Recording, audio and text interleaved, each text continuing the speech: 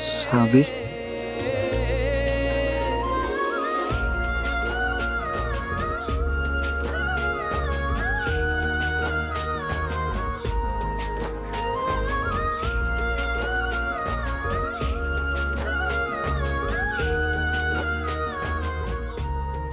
धैर्य, उठा.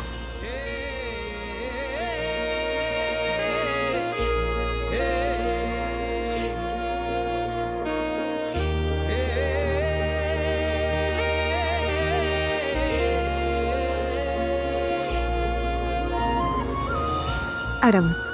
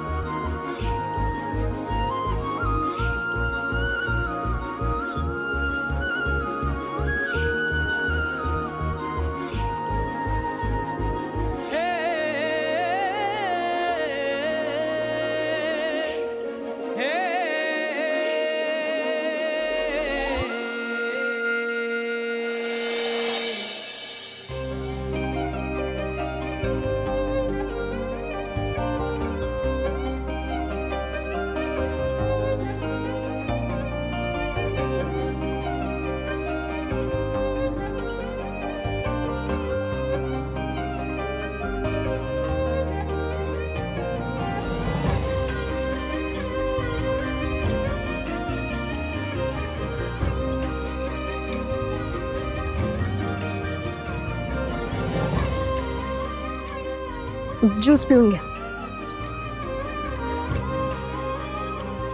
हे बघा, मी तुमच्यासाठी ज्यूस घेऊन आले.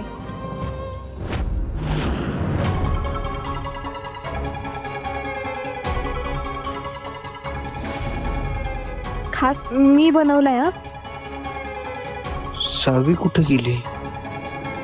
तुमच्यासाठी. हे घ्या ना, पिऊन सांगा मला कसा झालाय ते.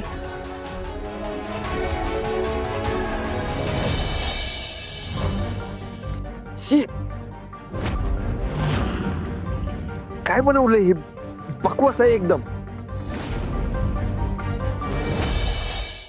काय झालं धैर्य? आवडलं नाही का तुम्हाला? आवडण्यासारखं काय आहे याच्यात? काहीतरी बनवलंय, त्यात केवढं आंबट आहे ते. मला मला पाणी द्या आधी. हो, लगेच देते.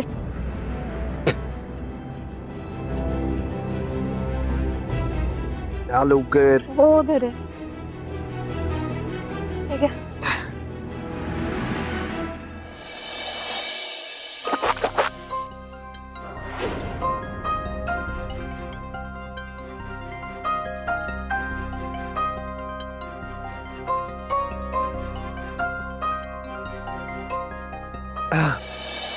सावी कुठे?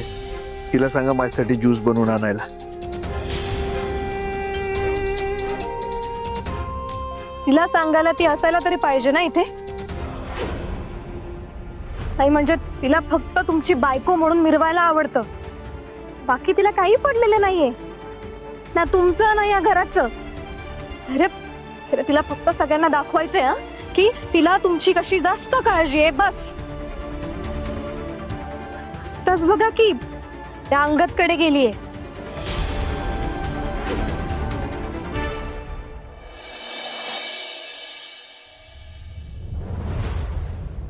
आई, काय गडबड? अगं ते सावीचा फोन आलेला. ती म्हणली की भाऊंचे रिपोर्ट घेऊन लगेच ये म्हणून. मी जाऊन येते पटकन. आणि हे बघ, तू जरा तोपर्यंत कुकर लावून घे. काय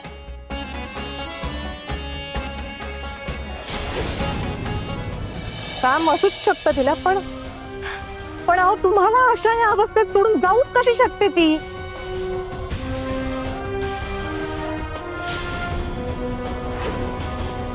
हा अंगद कोण आहे? आणि सकाळी सावी त्यालाच गेलेली ना भेटायला, अजून कशी आली नाही परत? अहो काय आहे, तुम्ही कधी उठलात? आणि भाऊजी आवाज द्यायचा ना. सावीने न चुकता तुम्हाला औषधं द्यायला सांगितलेत. चला औषधं खाऊन घ्या. थांबा वहिनी, मी दिसते ना तुम्हाला? द्या इकडे, मी देते गोळ्या धैर्यांना. नाही नको. सावी जाताना सगळं मला करायला सांगून गेली. आणि कसं नाही ना, आत्ता जरी सावी इथे नसली ना तरी तिच्या मनात नेहमी भाऊजींचीच काळजी असते. वहिनी, सावी फक्त धैर्यांची नावापुरतीची बायको आहे, हे विसरताय का तुम्ही? इरा, बास झाला तुमचा दंगा. एकतर मरणाचं डोकं दुखतंय माझं, त्यात तुमचं हे.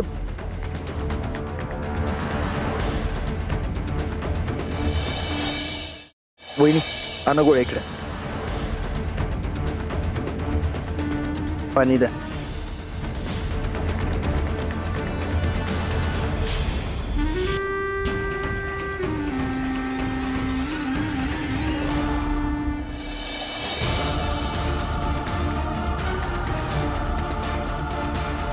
झालं, घेतले मी गोळ्या. निघा आता. जरा वेळ शांत बसू द्या मला.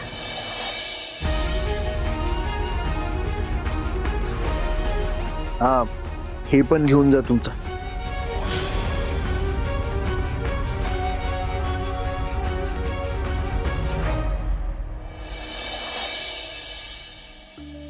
हे सगळं ना त्या सावीमुळं होतंय. जर थांबली असती इथं तर एवढं सगळं झालंच नसतं. डॉक्टर, 2 आठवड्यानंतर भाऊंचं ऑपरेशन करू शकतो ना? हो, ऑपरेशन डेटच्या आधी त्यांना 2 दिवस इथे ऍडमिट करावं लागेल. म्हणजे त्यांच्या काही टेस्ट करून घेता येतील आणि मग लगेचच आपल्याला पुढच्या प्रोसिजरला सुरुवात करता येईल. ठीक आहे, तोपर्यंत पैशांची जुळणी पण होईल.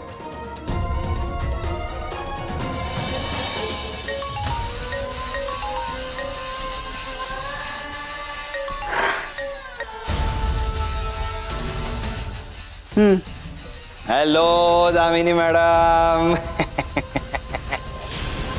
फटाक्यांची ऑर्डर देऊन टाका तुम्ही. अरे त्या पोरीला असं गुंडायलाय ना मी, गुलाल आपलाच. बोले तो आणखी बढीव गुलाल उडीव.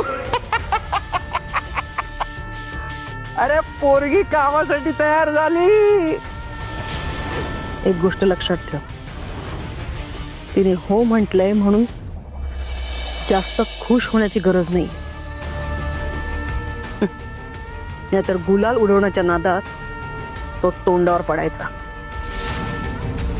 आणि हो, आता पुढच्या कामावर फोकस कर. वेळ वाया घालवलेला मला अजिबात आवडत नाही.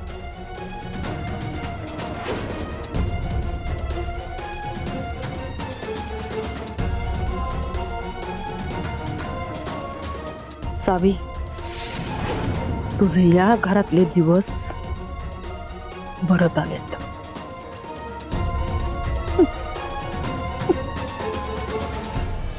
सावे, अगं डॉक्टरांसमोर तर बोललीस की पैशाची सोय होईल म्हणून, पण 2 आठवड्यात कशी होणार आहे पैशाची सोय? आई, कशाला टेन्शन घेतली? मी आहे ना. मी नाही का म्हटलं तुला, मला अंगदनी काम दिलंय. हे बघ, त्या कामाचा त्यांनी चेक पण दिलाय.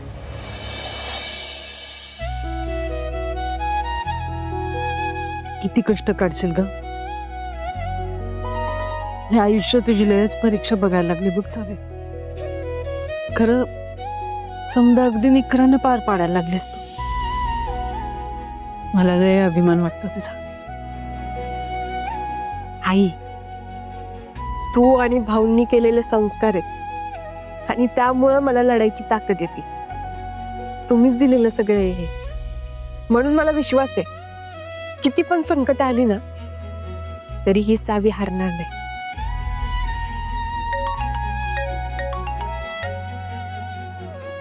हॅलो हॅलो मॅडम, खूप मोठा प्रॉब्लेम झालाय.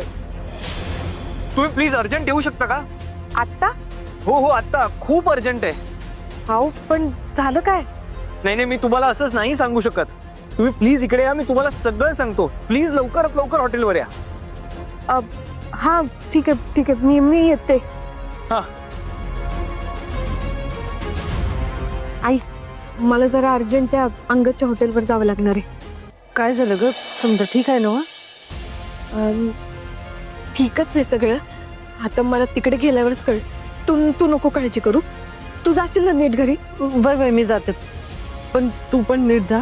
काळजी घे स्वतःची. चल आलेच मी. सावे, अगं आई आहे मी तुझी. तुझ्या आवाजावरनं कळतंय मला तुझ्या मनात काय चाललंय ते. देवा, आता फक्त एकच मागणं आहे. माझी सावी लई कष्ट करायला, लई धडपडायला. तिला तिच्या कष्टाचं फळ मिळू देत बाबा.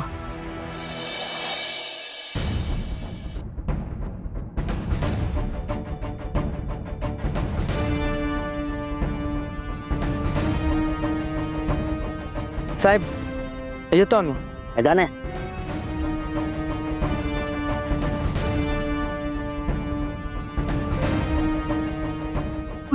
अंगद, अहो काय झालं? तुम्ही असं का बसलाय? सावी मॅडम, काय सांगू तुम्हाला मी. मॅडम, आपला खूप मोठा लॉस झालाय. लॉस? कसला? या प्रोजेक्टसाठी ज्या फायनान्सर कडून मला फायनान्स होणार होतं,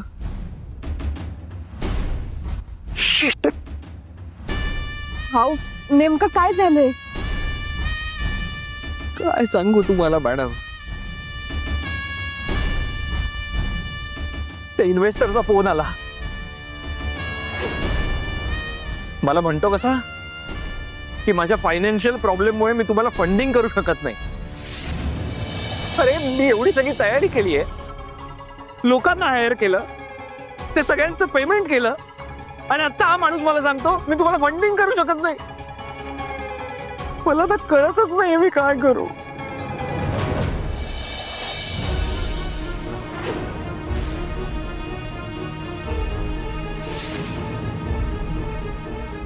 अरे देवा, म्हणजे माझं पण काम जाणार.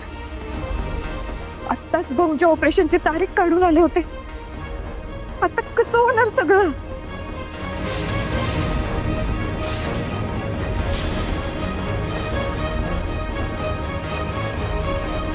चला, जे पाहिजे होतं तेच व्हायला लागलंय.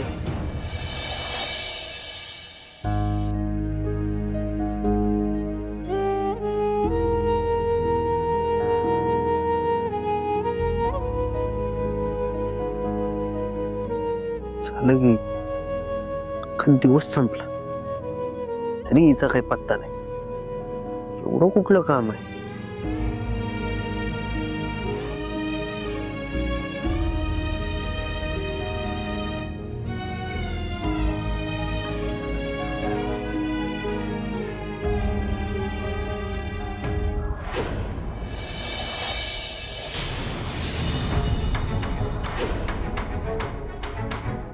धैर्य, अरे तू इथे काय करतोस? तू आधी आराम कर. उठ. आई, बोर झालंय मला. बसून बसून ना कंटाळा आलाय आता. हे सगळ्यांचंच काही ना काहीतरी काम सुरू आहे, पण मी मात्र आपला असंच पडू नये इथं. माहितीये मला, पण तुला आता आरामाची गरज आहे म्हणून आराम करतोयस ना तू. आई, आता किती आराम करू बरं? मला ना खरंच कंटाळा आलाय आरामाचा. माझ्यासाठी एक काम कर ना, उद्या शिक्षण मंडळाची मीटिंग बोला. घरातून का होईना पण ऍटलिस्ट कामाला सुरुवात तर करतो. अरे हो, पण तू अजून पूर्णपणे बरा झालेला नाहीयेस. म्हणून तर घरातलं काम करायचं म्हणतोय. नाही, प्रत्येक जण आपापल्या कामासाठी बाहेर जातोच आहे ना. मग मी कशाला असंच बसून राहू बरं इथं? इथं काम सुरू केलं तर कोणाच्या मनात विचार तरी येणार नाही. म्हणजे कामात मन रमून राहील ना.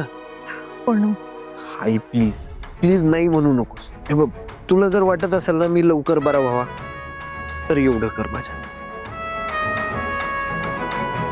ठीक, तुझ्या हट्टापुढे माझं कधी काही चाललंय? बोलवते मीटिंग. पण त्याआधी तू आता आराम करणार आहेस हं?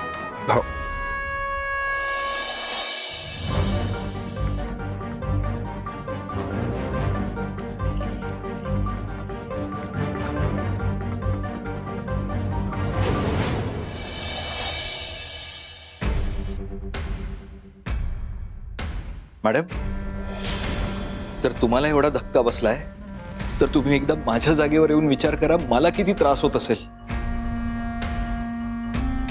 असं वाटतं ना मी तरी माझ्यातनं माझा जीव काढून घेतलाय.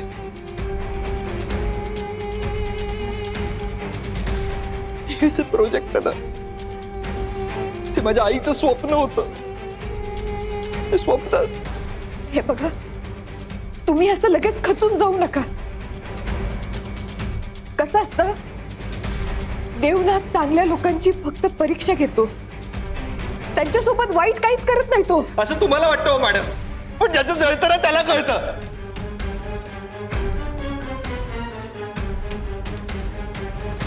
एवढं सगळं मेहनतीने उभं केलंय मी, आणि तो फायनान्सर येऊन मला आता सांगतो की मी तुला फंडिंग करू शकत नाही. मग झालं ना, एका क्षणात माझं स्वप्न तुटलं.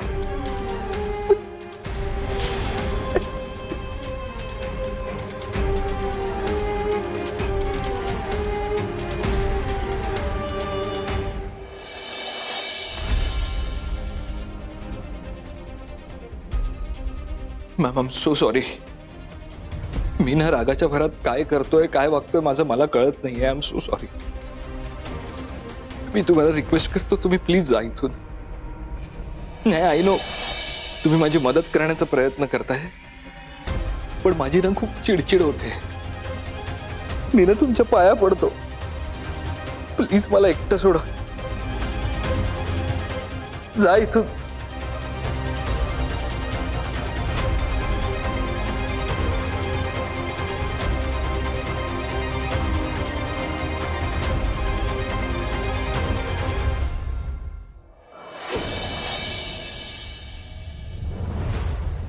Hello Damini madam. मॅडम, तुमच्या प्लॅनिंगला सॅल्यूट आहे. माझा एकदम सॅल्यूट. काय प्लॅनिंग बनवलं होतं तुम्ही? त्या सावीला चेक दिल्यावर त्या सावीच्या चेहऱ्यावर तर ना आनंद असा डॅन्स करत होता. नाही, आमच्या गल्लीत पोरं ना बँजो लावल्यावर नाचतात ना, ढंगडाक टकडाक ढंगडाक टकडाक. नाही नाही, गंमत तर पुढचं ऐका तर. त्याच्यानंतर मी लगेच तिला सांगितलं की आपलं फंडिंग गेलं. त्याच्यानंतर तर अरे बाबा बाबा बाबा 12, 13, 14 सगळे एकत्रच वाजले तिच्या चेहऱ्यावर. लय वाईट टोन केलं होतं. नाही म्हणजे 2 मिनिटासाठी मलाच रडू येईल की काय असं वाटलं.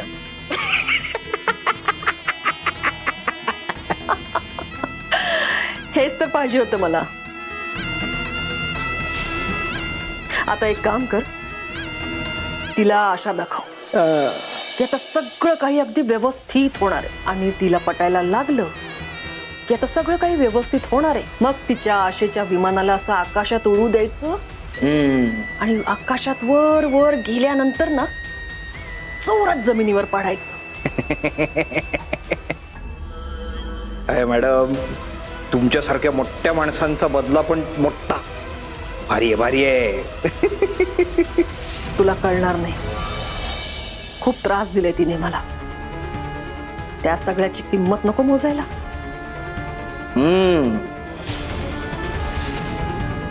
मॅडम, आईला कट करताना बाय पण बोलत नाही. सावी सावी सावी. सगळं काही अगदी आपल्या प्लॅन नुसार होतंय, आणि आता वेळ आली आहे मुख्य टप्प्याची. जरा वाटलं होतं की आता सगळं नीट होईल, पण मला ना आता सुचायचंच बंद झालंय सगळं. सावे, तू धीर सोडू नकोस बरं. तूच असं वागायला लागलीस की आम्हाला सुद्धा हरल्यासारखं होते. मग काय करू मी? मी पण माणूस आहे. किती दिवस स्वतःच्या मनाची समजूत घालू की सगळं नीट होईल, सगळं चांगलं होईल. कधी कधी तर मला लय भीती वाटते. कधी काय चांगलं झालंच नाही तर